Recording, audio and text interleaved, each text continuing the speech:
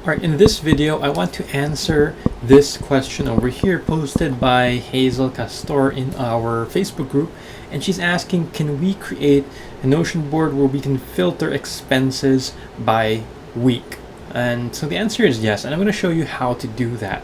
Well, we'll create a Notion page or Notion tables specifically where we filter out different expenses week per week. So what I've done here is I've created a staging page. Let me just say filter expenses by a week.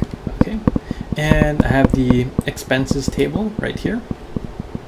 I'm just gonna copy this, and for my own purposes, so I know what table this is. Okay, and on this table I have a couple of expenses. I just put them A to T. You can name them whatever you want. Of course, in your real table, they'll have names, like this is gas expense, food expense. You might even have a category here, but for this purpose, we have name, we have date, and we have amount. Okay, now I'm going to show a couple of ways that we can filter by week depending on what you're trying to achieve. So first of all, I'm going to show you a simple filtering. So let me just create a link database to the staging expenses. So this is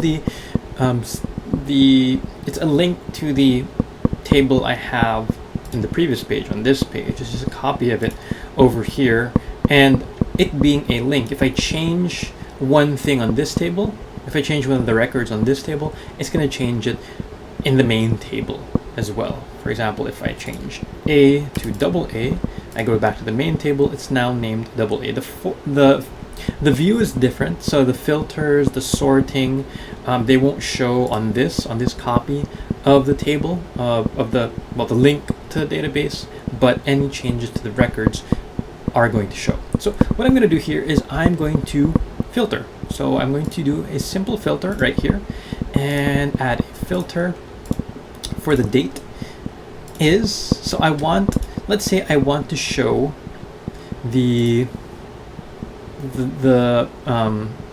expenses for August 1 to 7. Okay, so I'm going to show where date is on or after.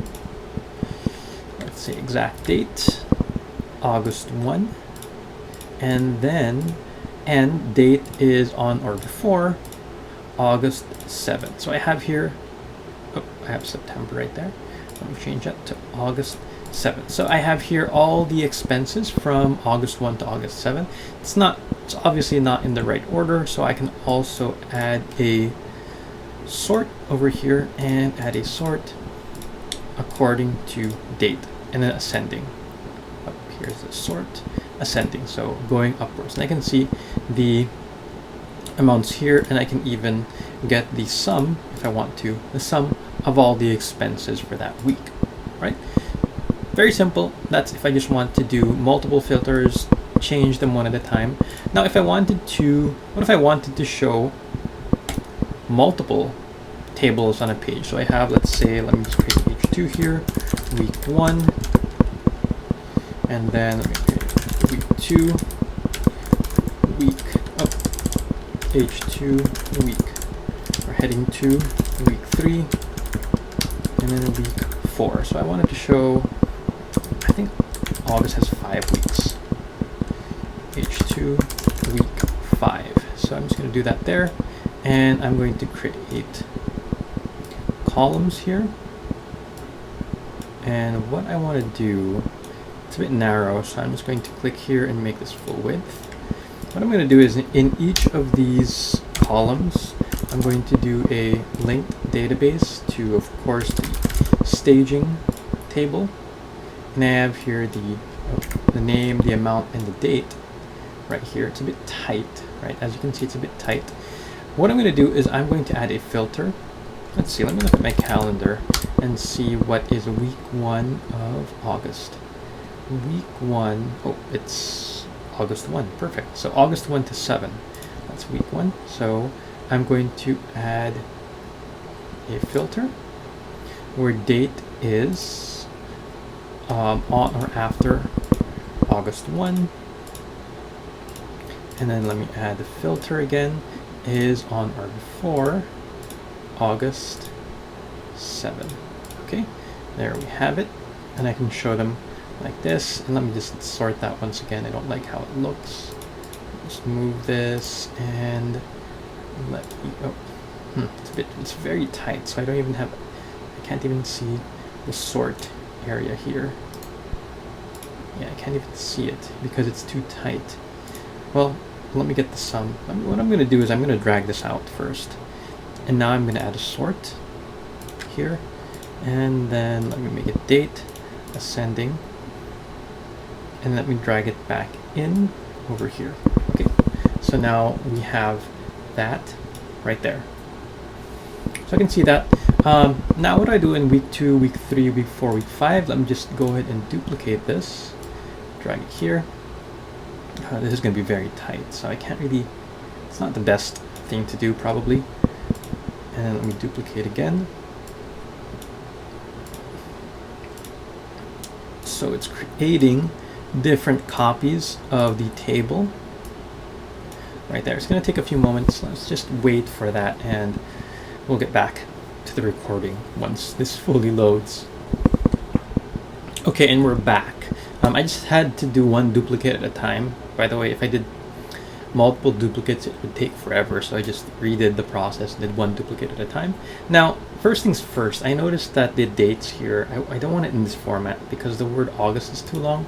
So let me just change the format of the date to the numbers right here. So month, day, and year. Let me do that. So I have kind of more space to work with right now.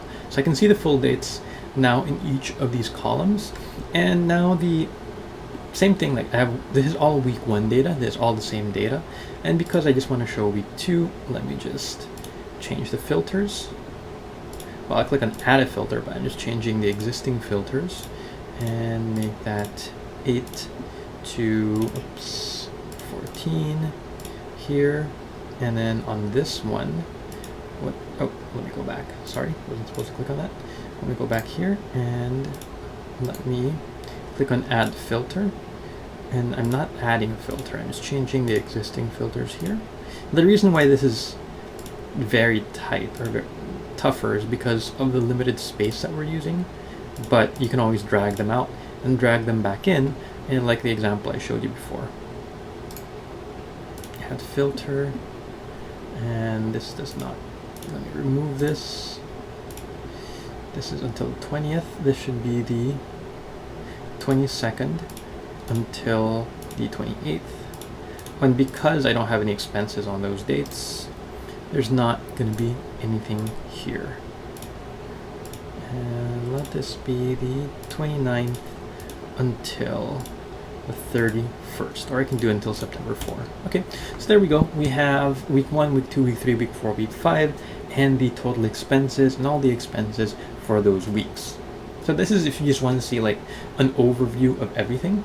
And depending on what you're going for, this might be the view that you're going to choose. Let me go back here, and what I'm going to show you right now is I'm going to use a formula for the week of month number. So let me just create the linked database once again, and let me go back to the staging here. So I have the staging right now, and what I'm going to do is I'm going to create a formula field here, week of month. There we go. And it's entitled week of month. And let me just, well, I don't need to filter that. And what I want to do is I'm going to show week 1, week 2, week 3, week 4, week 5, and so on. So the way I'm going to do that is I have this blog post over here from redgregory.com. There's a full explanation over here. I'm not going to go over it. I'm going to include a link in the description so you can read through it. But basically, it's going to use a formula to find out what week number it is. So I'm going to just type that here, paste it right here, and then we have here the week number. Very, very quick and easy. Thank you, redgregory.com. And I can just do the same filters I did earlier. I can do filter, add a filter, week equals 1, like that. Very easy. I can duplicate this, and then I can change the filter. Okay, where's my duplicate? I can change the filter to do week equals equals week number 2, and so on. And let me just show total. I don't want to click new. I'm going to show a sum and a sum of the expenses there. So as you can see, well, this, let me add a divider here. Divider. And let me move that there. Okay. Kind of make it easier to look at. I still don't like it. Let me add some more space. Just a text field for space there. There we go. So this is week 1 expenses, there's week 2 expenses, and so on. Hopefully this helped you out, Hazel. This answered your question. And if any of you guys have any other questions, any additional questions, let me know in the comment section. If you like this video, hit that like button, hit that subscribe button to get more content for Notion and for productivity. I'll see you in the next video.